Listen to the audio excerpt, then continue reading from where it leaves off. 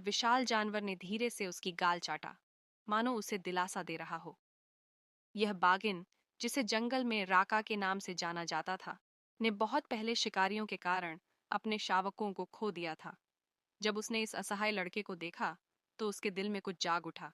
एक गहरी ममता, एक माँ की भावना। उसने अपना विशाल सिर आरव के पास झुकाया और उसे अपने साथ चलने के लिए प्रेरित किया। आरव ने कोई खतरा न देखकर आंसू पोंछे और अपना नन्हा हाथ बाघिन की मुलायम फर पर रख दिया। दोनों जंगल में ओझल हो गए। राका उसे अपनी गुप्त गुफा में ले गई, जो जंगल के भीतर एक सुरक्षित और गर्म आश्रय था। उस रात वह उसके चारों ओर लिपट गई, अपनी गर्मी से उसे ठंड से बचाते हुए। उसकी धीमी सांसों की लय आरव को मीठी नींद में सुला गई। दिन बीतते गए और आरव ने जंगल में जीना सीख लिया।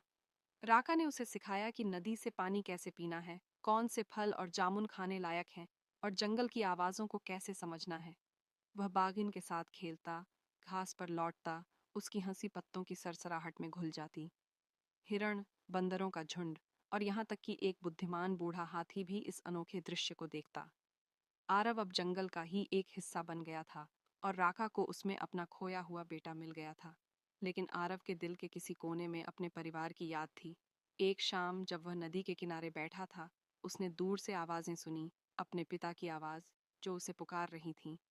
उसका दिल खुशी से उछल पड़ा। राका ने उसकी उत्तेजना महसूस की और सब समझ गई। उसे दर्द तो हुआ, लेकिन वह जानती थी कि अब उसे आरव को जाने देना होगा। अगली सुबह राका उसे जंगल के किनारे तक ले गई। उसके पिता वहां खड़े थे, अपनी आंखों में हैरानी और राहत लिए। आरव ने राका की ओर देखा। उसकी आंखों से आंसू बहने लगे। उसने बागिन की मोटी गर्दन को कसकर गले लगाया। धन्यवाद, उसने धीरे से फुसफुसाया। राका ने आखिरी बार उसका चेहरा चाटा, फिर धीरे धीरे जंगल में लौट गई।